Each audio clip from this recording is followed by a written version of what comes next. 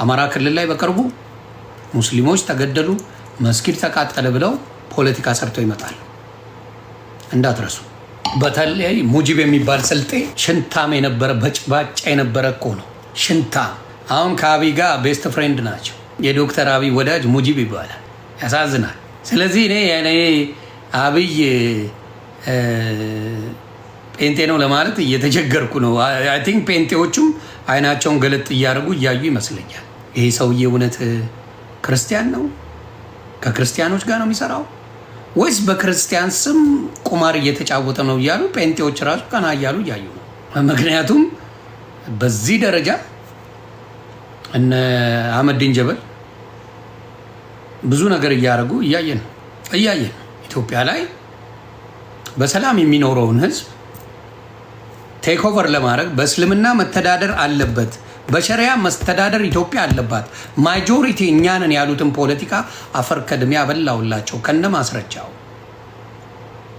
ከ86 ብሔር ብሔረሰብ 5 የማይሞላ ብሔር ነው እስልምና ያለው ኢትዮጵያ ላይ። የኦሮሞ ግማሹ ሙስሊም አይደለም፣ ግማሽ የሚሆን እንኳን ሙስሊም የለም በኦሮሞ። ምክንያቱም ደቡብና አማራ ወደ 22 ሚሊዮን ኦሮሚያ ክልል ላይ ይኖራል። ስለዚህ ባዶ ገባ ማለት ነው። አፋር ላይ ነው ያለው፣ ሌላው ሶማሌ ክልል አለቀ። የለም ሌላ ቦታ እስልምና ብዙ አይደለም። እንደሚያወሩት እንደሚጨፍሩት ኡኡ እንደሚሉት አይደለም።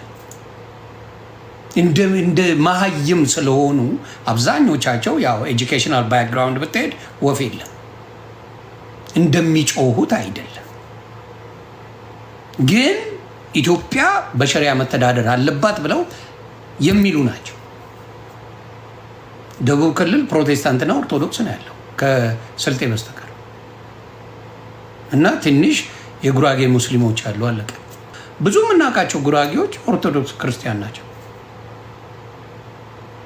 አብዛኛው ጉራጌ የምናውቃቸው ኦርቶዶክስ ክርስቲያን ናቸው። በጣም ጥቂት ናቸው ሙስሊሞቹ። ስለዚህ አብዛኛዎቹ ብታያቸው የጉራጌዎቹ ክርስቲያን እንጂ ሙስሊሞች አይደሉም፣ ይታወቃል። እና በጣም ለማስወራት፣ በጣም ለማስጨብጨብ፣ በጣም ለማስጮህ ይሄዳሉ።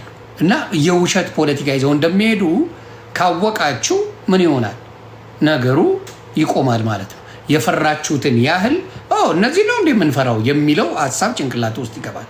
ግን ትልቅ ከመሰሉ ትደነግጣል። አይደሉም፣ በቁጥር ተራ ሆነው ማያውቁ ምን 10-20 ሚሊዮን አይሞሉ።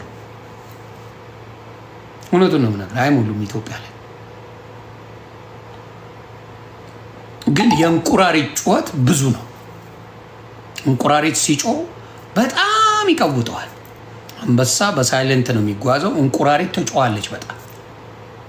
ከዛ ግዙፍ የሆነች ይመስላታል። ሶሻል ሚዲያ ላይ ራሱ ብትመጣ የትኛው ሙስሊም ነው የምታገኘው? ብዙ ሙስሊሞች የሉ፣ ምንም የሉ፣ ምንም ላይ ብትመጣ ማለት ነው።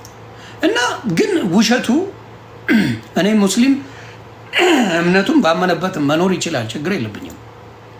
ሌላውን ከነካ ግን ችግር አለብኝ። ኦርቶዶክስን የሚነካ እስልምና አልፋታው። መንካት የለባችሁ፣ መልካት የለብህ። ከመንግስት ጋር አብረው ሆነ እንደምትነኩ የምነግራችሁ ለምን መሰለ? መስቀል አደባባይን የኛ ነው ብላችሁ መጣችኋል። መስቀል አደባባይን ኢድ አደባባይ ብላችሁ መጣችኋል። ስለዚህ የኦርቶዶክስ ቦታን ትፈልጉታላችሁ። በቅርቡ ዲያስፖራ በያለበት በኦርቶዶክስ ጉዳይ በያለበት ሰላማዊ ሰልፍ ወጥቶ ዓለምን ያጥለቀልቃል። በተለይ አሜሪካ ያለው እርግጠኛ ነኝ ይሄን ያደርጋል ብዬ አስባለሁ። አሜሪካ ያለ ነው ይሄንን ነገር እንሰራዋለን ብዬ አስባለሁ። በኦርቶዶክስ ጉዳይ አሜሪካ ሙሉ ይወጣል። ከዛ ትራምፕ በዚህ ነገር ቀልድ አያውቅም። ቀላክም ያውቃሉ። እና ያንን ውጤታማ የምንሆነው ያንን ስናደርግ ብቻ ነው። አሜሪካ ያላችሁ የቤተ ክርስቲያን አባቶች ይህንን ጥሪ ለምዕመናኑ አድርሱ።